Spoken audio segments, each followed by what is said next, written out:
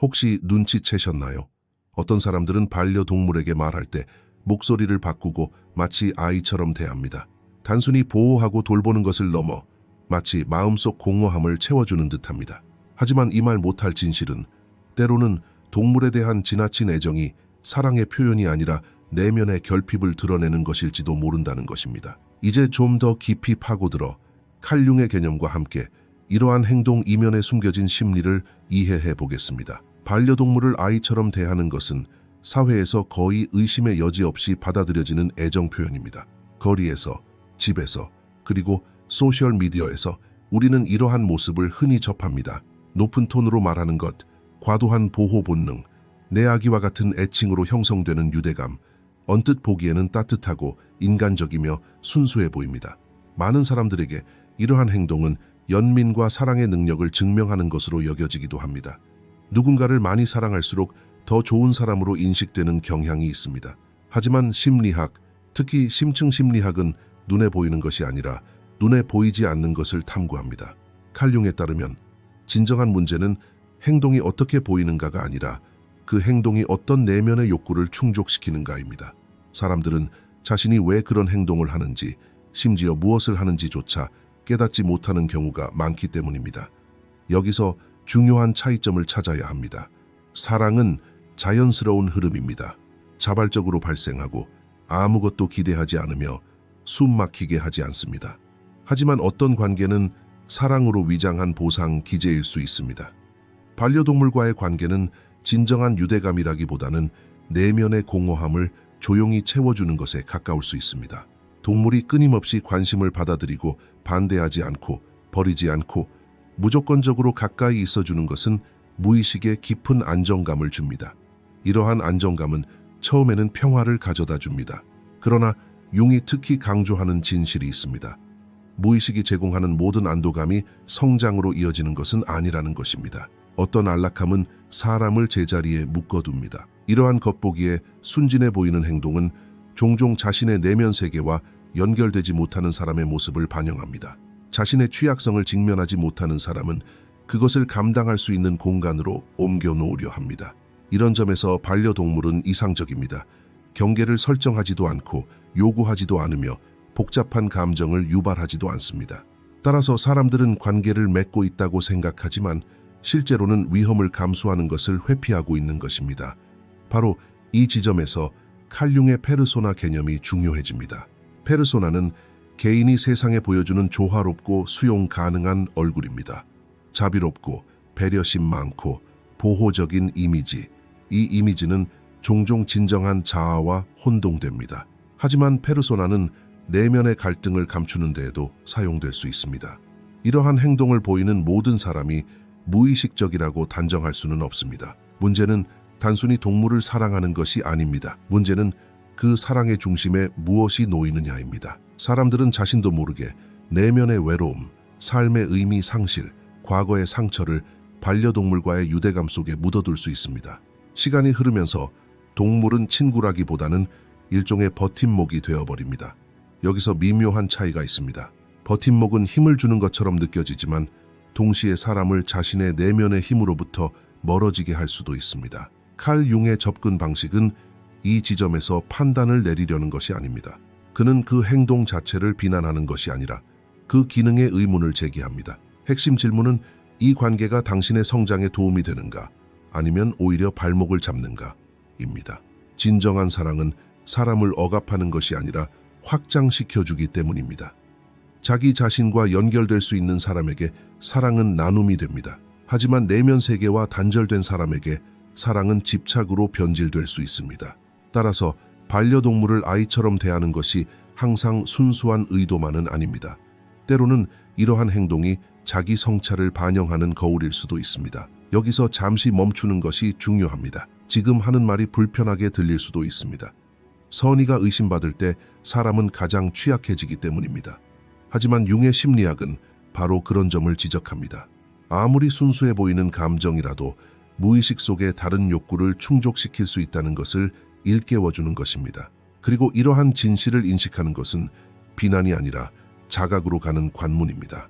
여기까지 읽으셨다면 이 문제가 당신에게 어떤 식으로든 영향을 미쳤다는 것을 인정하는 것입니다. 이러한 연결은 피상적인 것에 그치지 않을 것입니다. 반려동물에게 보이는 이러한 어린아이 같은 애정 표현은 단순한 습관이나 애정의 한 형태가 아닙니다. 그 어조, 속도, 내용은 개인의 내면적 성숙도를 드러냅니다. 칼 융에 따르면 사람이 발달 과정에서 특정 감정 단계를 완료하지 못하면 그 단계는 무의식 속에 고착됩니다. 시간은 흐르고 몸은 늙고 역할은 바뀌지만 내면의 일부는 여전히 과거에 머물러 있습니다.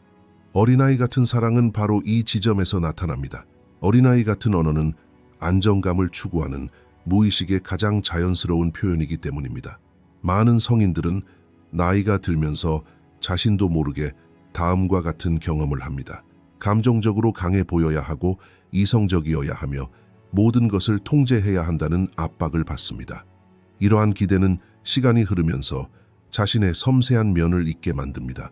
취약성은 억압되고 욕구는 경시되며 의존하는 것은 약점으로 여겨집니다. 하지만 억압된 감정은 결코 사라지지 않습니다. 융이 말했듯이 무의식 속에 억눌린 모든 것은 다른 형태로 되돌아옵니다. 반려동물과 형성하는 지나치게 애정 어린 어린아이 같은 유대감은 종종 이러한 되돌아옴의 한 예입니다. 겉으로 보기에 이러한 형태의 사랑은 극도로 순수해 보입니다. 동물의 머리를 쓰다듬으며 건네는 말, 부드러운 어조, 눈빛의 다정함. 하지만 내면적으로 이러한 관계는 종종 충족되지 못한 정서적 욕구와 맞닿아 있습니다. 어린 시절 충분히 이해받거나 안전하다고 느끼지 못했을 수도 있습니다. 어쩌면 자신의 감정을 표현하는 것이 받아들여지지 않았을 수도 있고 사랑이 조건적이었을 수도 있습니다. 이러한 경험들이 의식적으로 기억되지 않더라도 내면 세계에 흔적을 남깁니다. 그리고 이 흔적은 안정적인 애착을 갈망하는 형태로 반복됩니다. 반려동물은 복잡한 감정적 기대를 불러일으키지 않기 때문에 이러한 갈망을 충족시키기에 이상적인 환경을 제공합니다. 반려동물은 실망시키거나 거부하거나 버리지 않습니다. 이는 내면의 아이에게 극도의 위안을 줍니다. 융에 따르면 여기서 작용하는 메커니즘은 투사입니다. 무의식적으로 사람은 자신의 취약한 면을 동물에게 투사합니다. 사실 사랑받고 보살핌을 받고 보호받고자 하는 대상은 동물 자체가 아니라 바로 자신의 내면입니다. 그러나 이러한 과정을 의식적으로 경험하지 못할 때 사람은 자신의 내면 세계와 연결하는 대신 외부의 대상을 통해 감정적 균형을 찾으려 합니다. 여기서 중대한 오해가 발생합니다. 사랑은 주어지는 것으로 인식되지만 실제로는 순환하는 것이 아니라 한 곳에 축적됩니다. 사람은 안도감과 평온함을 느끼고 일시적인 평화를 경험합니다. 하지만 이 평화는 내면의 온전함에서 비롯된 것이 아니라 일시적인 조절에서 비롯된 것입니다. 융은 왜 이러한 관계가 장기적으로 사람을 지치게 하는지 명확하게 설명합니다. 사람이 내면 세계에서 해결해야 할 문제를 외부 세계로 가져올 때 그 문제는 해결되는 것이 아니라 단지 미뤄질 뿐입니다. 그리고 미뤄진 모든 욕구는 시간이 지남에 따라 더욱 크게 느껴집니다. 어린아이 같은 사랑 아래 숨겨진 내면 세계는 대개 침묵하고 있습니다. 억압된 외로움, 표현되지 않은 욕구, 그리고 인정받고 싶은 욕망이 존재합니다. 사람이 이 내면 세계와 접촉하지 않으면 건강한 관계를 맺을 수 없습니다. 융의 개성화 과정은 바로 여기서 시작됩니다. 사람은 내면의 아이를 부정하는 것이 아니라 오히려 그것을 인식함으로써 성숙해집니다. 그렇지 않으면 아무리 어른으로서의 정체성이 강해 보여도 어린아이 같은 기대가 관계 속에서 되풀이될 것입니다. 따라서 반려동물과 형성하는 유대감은 중요합니다. 왜냐하면 이 유대감은 개인이 자신의 내면 세계와 맺지 못하는 관계를 보여주는 지표가 될 수 있기 때문입니다. 여기서의 목적은 이러한 형태의 사랑을 비난하는 것이 아닙니다. 오히려 이러한 행동을 하나의 신호로 해석하는 것입니다. 융의 접근 방식은 항상 동일합니다. 행동에는 내면의 메시지가 담겨 있다는 것입니다. 이 메시지에 귀 기울이지 않으면 사람은 다른 방식으로 같은 악순환을 반복하게 됩니다. 어린아이 같은 사랑은 사람이 스스로에게 나도 인정받고 보호받고 부드럽게 대해지길 바란다 라고 말하는 방식입니다. 이 말을 듣지 못하면 사랑의 방향은 바뀌지만 그 욕구는 변하지 않습니다. 이 시점에서 우리는 더 이상 표면적인 것에만 머물러 있을 수 없습니다. 반려동물을 자식처럼 대하는 이면에 숨겨진 근본적인 이유는 종종 그림자 속에 감춰져 있기 때문입니다. 칼 융에 따르면 그림자란 개인이 의식적으로 받아들이거나 억누르거나 혹은 드러내지 못하는 정체성의 모든 측면을 의미합니다. 그림자가 항상 어두운 것만은 아닙니다. 때로는 실현되지 못한 잠재력, 미뤄진 역할, 혹은 인정받지 못한 감정일 수도 있습니다. 억압된 양육 본능은 이 그림자의 가장 조용하지만 강력한 부분 중 하나입니다. 많은 사람들이 삶의 특정 시기에 의식적으로 양육의 역할을 선택하지 않거나 선택할 수 없는 경우가 있습니다. 어떤 이들에게는 상황이 여의치 않고, 어떤 이들에게는 그 책임이 두렵고, 또 어떤 이들에게는 자신의 어린 시절의 트라우마가 해결되지 않은 채 남아 있습니다. 이 경우 부모가 되고자 하는 욕구는 완전히 사라지지 않습니다. 단지 무의식 속으로 밀려날 뿐입니다. 융이 말했듯이 무의식 속으로 밀려난 모든 욕망은 언젠가 간접적인 방식으로 표출될 것입니다. 반려동물은 바로 그러한 간접적인 표출 방식 중 하나입니다. 여기서 동물은 단순한 존재라기보다는 상징에 더 가깝습니다. 양육되고 보호받고 통제되고 지시받는 존재가 바로 그 사람입니다. 이 사람을 통해 사람은 무의식적으로 양육의 에너지를 경험합니다. 하지만 이러한 경험은 진정한 관계의 시험을 거치지 않습니다. 상호성을 기대하지 않고 갈등을 일으키지 않으며 실망을 초래하지도 않습니다. 이는 그림자에게 안전한 공간을 만들어줍니다. 그림자는 위험을 감수하지 않고도 드러나고 싶어 하기 때문입니다. 사람은 연민, 이타심, 보호 본능을 느낍니다. 하지만 동시에 자기 자신으로부터 조용히 거리를 두게 됩니다. 바로 이 지점에서 매우 중요한 전환점이 발생합니다. 융에 따르면 양육은 단순한 역할극이 아니라 개인이 자기 자신과 맺는 관계를 반영하는 것이기도 합니다. 자신의 내면을 돌보지 못하고, 자신의 경계를 인식하지 못하고, 자신의 욕구를 인지하지 못하는 사람은 다른 사람을 양육하면서 자신의 부족한 부분을 채우려 합니다. 이러한 보상 과정은 장기적으로 자아를 약화시킵니다. 에너지가 끊임없이 외부로 흐르고 안으로 흐르지 않기 때문입니다. 자신이 강하다고 느끼는 순간 내면의 중심을 잃어가기 시작하는 것입니다. 그림자는 개인이 이러한 상황을 의식적으로 인지하지 못하기 때문에 작용합니다. 나는 너무 많이 사랑해 라는 말은 종종 그림자가 자신을 숨기는 방식입니다. 융의 심리학에서 위험한 것은 감정 그 자체가 아니라 감정에 대한 자각이 결여된 것입니다. 억압된 양육 방식이 인지되지 않은 채 방치되면 그 사람은 서서히 하나의 정체성에 갇히게 됩니다. 동물적인 욕구가 우선시되고 개인의 발달은 뒷전으로 밀려납니다. 시간이 흐르면서 자신의 삶의 공허함을 채우는 대신 그 공허함 주위를 맴돌기 시작합니다. 바로 이 지점에서 잃어버린 자아가 나타납니다. 개인이 관계를 통해 자신의 정체성을 정의하기 시작하면 개성화 과정이 방해받습니다. 융이 말하는 개성화는 자신 안의 모든 부분을 인식하고 통합하는 과정입니다. 억압된 양육 방식이 이러한 전체성에 포함되지 않으면 그림자 속에 남아 통제할 수 없이 행동을 지배하게 됩니다. 과보호, 분리에 대한 불관용, 그리고 동물의 아주 작은 독립조차 불편하게 여기는 태도는 바로 이러한 이유에서 비롯됩니다. 이것들은 사랑의 과잉이 아니라 자아의 취약성입니다. 이 부분에서 가장 어려운 진실은 바로 이것입니다. 때때로 다른 사람을 높이려 애쓰는 동안 스스로는 오히려 낮아진다는 것입니다. 따라서 그림자를 마주하는 것은 불편한 일입니다. 왜냐하면 스스로에게 나는 누구를 보호하고 있는가? 라는 질문을 던지게 되기 때문입니다. 동물을 보호하는 것인가? 아니면 과거에 보호받지 못했던 내 안의 일부를 보호하는 것인가? 융에 따르면 이 질문을 회피하는 것은 그림자를 더욱 강화시킵니다. 하지만 이 질문에 직면할 수 있다면 자아를 되찾을 수 있습니다. 자각이 시작되는 순간 그림자는 더 이상 단순히 어두운 공간이 아니라 변화의 원료가 되기 때문입니다. 이 지점에 도달하는 것은 쉽지 않습니다. 이 지점에 도달한 사람은 순수한 행동뿐 아니라 자신의 내면의 역동성까지 보기 시작합니다. 이것이 바로 하나의 문턱입니다. 억압된 역동성이 어떻게 통제 욕구와 애착의 악순환으로 이어지는지 곧 더 자세히 살펴보겠습니다. 이 여정은 자아를 잃는 것이 아니라 되찾는 여정입니다. 그림자와 마주하는 사람에게는 또 다른 어려운 진실이 있습니다. 억압된 양육은 단순히 주고 싶은 욕망일 뿐만 아니라 인정받고 싶은 욕망이기도 합니다. 그 사람은 희생을 통해 가치를 느끼고 보호함으로써 의미를 얻습니다. 이 시점에서 사랑은 인정받고자 하는 조용한 갈망으로 변질됩니다. 융에 따르면 이는 자아가 외부의 영양분을 필요로 한다는 신호입니다. 내면에서 자신의 존재를 느끼지 못하는 사람은 관계를 통해 자신의 가치를 증명하려 합니다. 이는 점차 그 사람을 자기 중심에서 멀어지게 합니다. 사랑도 있고 관심도 있고 노력도 있지만 자아와의 연결은 약해집니다. 그렇기 때문에 그림자와 마주하는 것은 과거를 이해하는 것뿐만 아니라 현재의 정체성을 재구성하는 것이기도 합니다. 이 시점에서 근본적인 차이점을 직면해야 합니다. 반응과 선택은 같은 것이 아닙니다. 대부분의 사람들은 자신도 모르게 하루 종일 반응하며 살아갑니다. 반려동물과 형성하는 과도한 보호 본능 또한 이러한 반응의 영역에 속합니다. 동물이 조금이라도 불편해하면 갑자기 불안해지고 동물의 외로움은 죄책감을 불러일으키며 동물의 독립적인 행동은 위협으로 인식됩니다.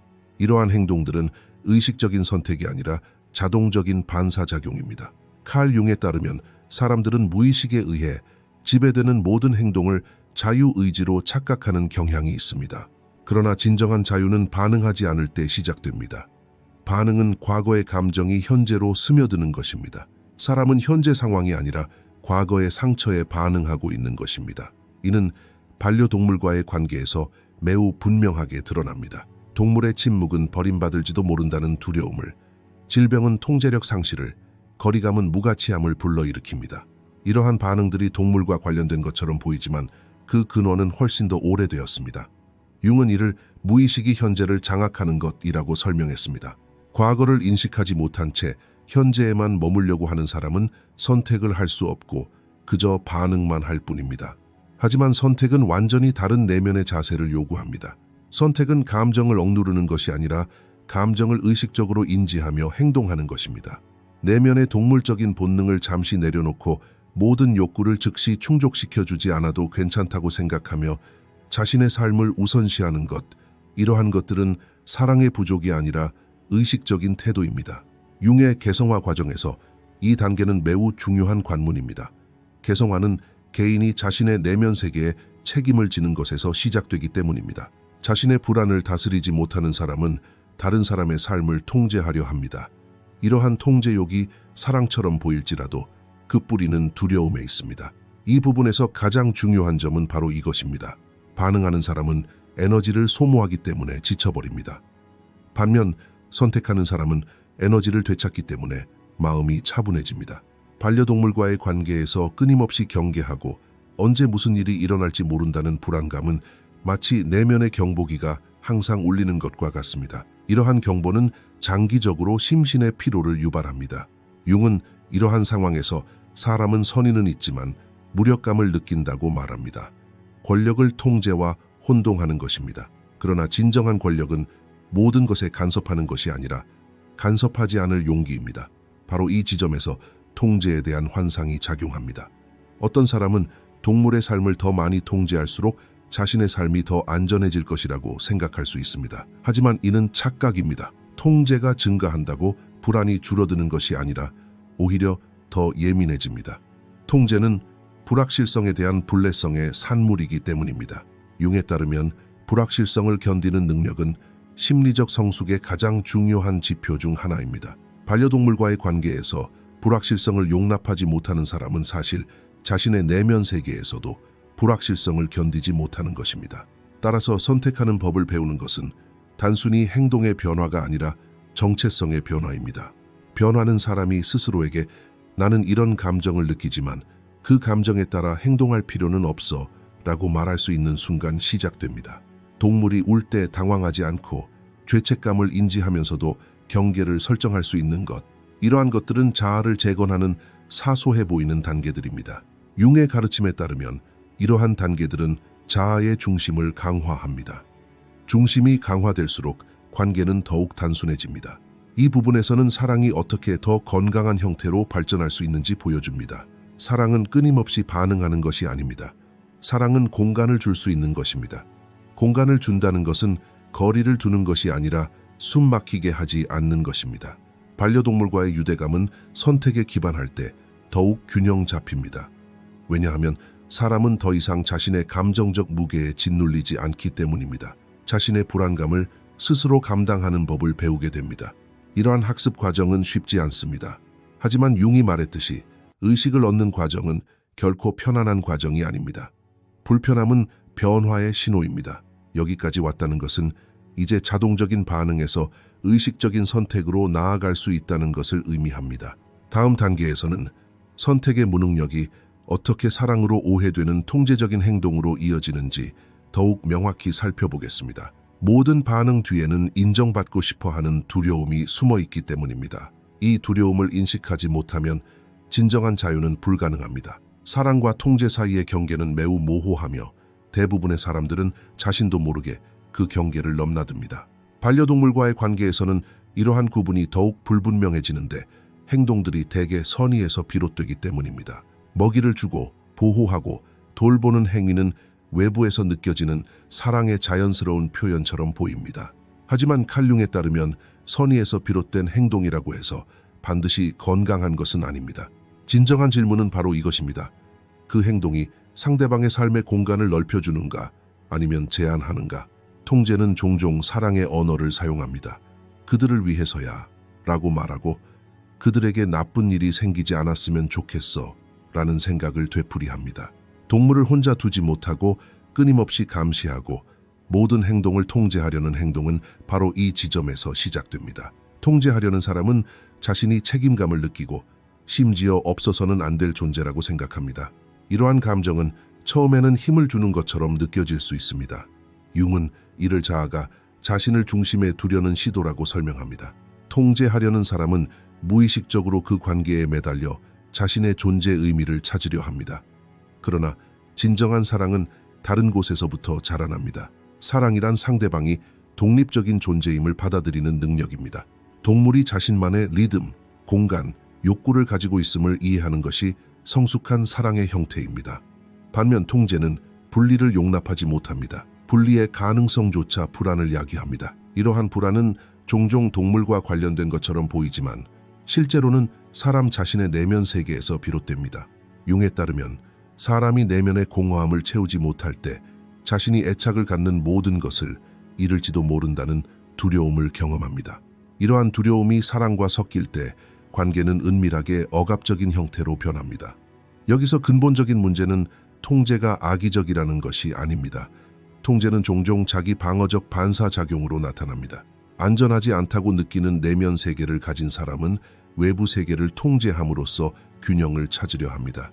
반려동물은 이러한 통제에 가장 적합한 환경입니다. 반려동물은 반대하지 않고 경계를 설정하지 않으며 관계를 떠나지 않기 때문입니다. 이러한 특성 때문에 통제는 눈에 보이지 않게 됩니다. 바로 이 점이 융이 경고한 핵심입니다. 보이지 않는 통제가 가장 강력하다는 것입니다.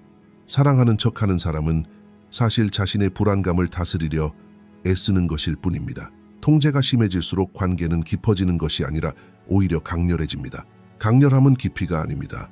깊이에는 공간이 있고 강렬함에는 억압이 있습니다. 동물의 모든 행동을 감시하고 모든 욕구를 예측하는 것은 사람을 끊임없이 경계 상태로 만듭니다. 이러한 상태는 결국 탈진으로 이어집니다. 융은 이러한 관계에서 사람은 지치지만 놓아줄 수 없다고 말합니다. 통제하는 사람이 자신의 정체성을 통제 대상과 동일시하기 때문입니다. 유대가 끊어지면 자아 또한 흔들릴 것 같은 느낌이 듭니다. 사랑과 통제를 구분하는 가장 명확한 신호는 자유의 느낌입니다. 사랑은 확장하고 숨 쉴 공간을 주고 긴장을 풀어줍니다. 반면 통제는 억압하고 조이고 끊임없이 불안하게 만듭니다. 반려동물과의 유대는 사람에게 평화를 가져다 줄까요? 아니면 끊임없는 책임감의 압박을 가할까요? 이 질문에 솔직하게 답하기는 어렵습니다. 통제는 희생이라는 모습으로 나타나기 때문입니다. 융의 접근 방식은 여기서 분명합니다. 희생이라는 미명하에 끊임없이 자신을 뒷전으로 미루는 것은 결국 사랑을 손상시킵니다. 이 부분에서 다루는 진실은 바로 이것입니다. 사랑은 항상 더 많은 것을 해주는 것이 아닙니다. 때로는 물러설 때를 아는 것입니다. 동물의 삶의 모든 순간을 채우지 않고 모든 결정을 대신 내려주지 않고 자신의 삶을 소홀히 하지 않는 것. 이것은 사랑의 부족이 아니라 균형입니다. 융에 따르면 균형은 정신적 성숙의 근본적인 지표입니다. 균형을 이루지 못하면 사랑은 무의식적으로 통제로 변질됩니다. 통제가 커질수록 관계는 강해지는 것이 아니라 더욱 꽉 조여들 뿐입니다. 그리고 지나치게 꽉 조여진 관계는 시간이 지남에 따라 당사자와 관계 모두를 지치게 합니다. 이 단계에 도달한 사람은 이제 다음과 같은 구분을 할 수 있습니다. 사랑은 소유가 아닙니다. 사랑은 동반자 관계입니다. 이 사실을 깨달으면 관계는 변화합니다. 다음 단계에서는 이러한 인식이 어떻게 진정한 통합으로 이어지고 사랑이 어떻게 더 단순한 형태로 진화하는지 살펴볼 것입니다. 통제가 사라질 때 남는 것은 진정한 사랑의 형태이기 때문입니다. 이러한 구분을 명확히 해주는 한 가지 점이 더 있습니다. 통제는 종종 두려움에서 비롯되고 사랑은 신뢰에서 비롯됩니다. 두려움은 상실의 가능성에 초점을 맞추고 미래를 끊임없이 위협으로 인식합니다. 반면 신뢰는 현재 순간에 머무를 수 있는 능력입니다. 반려동물과의 유대감에서 신뢰가 형성되면 사람은 더 이상 모든 것을 통제하려는 필요성을 느끼지 않습니다. 자신의 감정 기복을 반려동물을 통해 조절하려 하지 않고 반려동물이 스스로 경험할 수 있는 공간을 줄 수 있게 됩니다. 융에 따르면 이러한 변화는 자아 성숙의 조용한 신호입니다. 통제할 수 없는 대상을 사랑할 수 있게 되는 순간 사람은 자신의 내면 세계에 더 넓은 공간을 열게 되기 때문입니다. 이 여정의 목적지는 사랑을 포기하는 것이 아닙니다. 오히려 사랑을 더욱 견고한 토대 위에 세우는 것입니다. 칼 융의 통합 과정은 바로 이것을 설명합니다. 통합이란 개인이 자신 안의 여러 부분들을 억압하거나 미화하거나 부정하지 않고 하나로 묶어둘 수 있는 능력입니다. 이러한 부분들 안에는 연민, 욕구, 취약성, 그리고 강인함이 모두 존재합니다. 반려동물과의 유대감은 그것이 이러한 온전함의 일부일 때 양육적인 역할을 하지만 온전함을 대체할 때는 짐이 됩니다. 통합이 시작되면 사랑의 방향이 바뀝니다. 사랑은 더 이상 공허함을 채우기 위해 흐르지 않습니다. 개인이 자신의 내면 세계와 연결될 수 있기 때문에 외부와의 관계는 더욱 단순해집니다. 반려동물은 여전히 사랑받고 보호받고 소중한 존재입니다. 하지만 이 관계는 더 이상 개인 존재의 중심이 되지 않습니다. 중심은 다시 자기 자신에게로 돌아갑니다. 융에 따르면 자기 자신이 중심에 있을 때 관계는 균형을 이룹니다. 사랑은 더 이상 집착이 아니라 나눔이기 때문입니다. 이 단계에 이르면 사람은 깨닫게 됩니다. 내면의 아이를 마주하게 되었고 억압되었던 욕구를 부정하지 않았으며 그림자와 접촉하게 되었다는 것을 말입니다. 이러한 접촉은 사람을 냉담하게 만드는 것이 아니라 오히려 부드럽게 만듭니다. 사랑은 더욱 고요해집니다. 꾸밈 없고 소박하지만 심오해집니다. 반려동물의 모든 움직임에 불안해하지 않고 모든 침묵을 위협으로 받아들이지 않습니다. 이제 사람은 자신의 감정을 내면적으로 조절할 수 있기 때문입니다. 융의 개성화 과정에서 이 시점은 성숙의 중요한 지표입니다. 통합된 사랑은 경계와 충돌하지 않습니다. 경계는 사랑의 적이 아니라 사랑의 방향을 정해줍니다. 반려동물과 사람 모두에게 각자의 공간이 있습니다. 이 공간들이 겹치지 않을 때 관계는 숨 쉴 수 있습니다. 사람은 자신의 삶을 살면서 죄책감을 느끼지 않습니다. 반려동물을 혼자 두어도 불안해하지 않습니다. 사랑은 끊임없는 경계를 요구하지 않습니다. 융이 말했듯이 영혼이 평온을 찾을 때 통제가 아니라 수용을 통해 그것을 얻습니다. 이 부분에서 가장 중요한 점은 이것입니다. 사랑은 자신을 포기하는 것이 아닙니다. 자신을 포기하면 사랑 또한 무너집니다. 더 이상 나눌 자아가 없기 때문입니다. 통합은 개인이 스스로에게 나에게도 욕구가 있고 이러한 욕구는 인정받을 가치가 있다라고 말할 수 있을 때 시작됩니다. 이 문장을 입 밖으로 꺼내는 순간 사랑은 더 이상 보상적인 기능을 하지 않습니다. 사랑은 자연스러운 흐름으로 변모합니다. 동물과의 유대감은 이 흐름의 일부가 되며 더 이상 부담이 되지 않습니다. 융의 심리학에서 통합은 목적지가 아니라 지속적인 과정입니다. 사람들은 때때로 과거의 반사적인 행동으로 되돌아갈 수 있습니다. 통제욕, 불안, 지나친 소유욕이 다시 나타날 수 있습니다. 하지만 결정적인 차이점은 이제 자신이 경험하는 것을 인식한다는 것입니다. 이러한 인식은 자동적인 행동의 힘을 약화시킵니다. 사랑은 의식과 접촉할 때 변화합니다. 겉보기에는 그대로인 것처럼 보일 수 있지만 그 내용은 바뀝니다. 사랑은 덜 시끄럽고 덜 요구적입니다. 사람들은 관계를 다른 관점에서 바라보기 시작합니다. 반려동물과의 유대감 또한 이러한 관점의 혜택을 받습니다. 더 차분하고 더 명확하고 더 균형 잡힌 사랑이 나타납니다. 이러한 사랑은 개인이 자신과 세상에 더 정직해질 때 자연스럽게 나타나는 결과입니다. 융이 말했듯이 사람은 자기 자신과 소통할 때 비로소 진정으로 사랑할 수 있습니다. 통합이 가져오는 또 다른 미묘한 변화는 바로 이것입니다. 사람들은 더 이상 자신의 사랑을 증명해야 한다는 필요성을 느끼지 않습니다. 과도한 행동이나 끊임없는 관심, 자기 희생을 통해 애정을 표현할 필요가 없어집니다. 사랑이 차분해지면 유대감은 단순해집니다. 반려동물과 함께 보내는 시간은 더욱 자연스러운 흐름을 갖게 됩니다. 끊임없는 의무감이나 내면의 피로감도 사라집니다.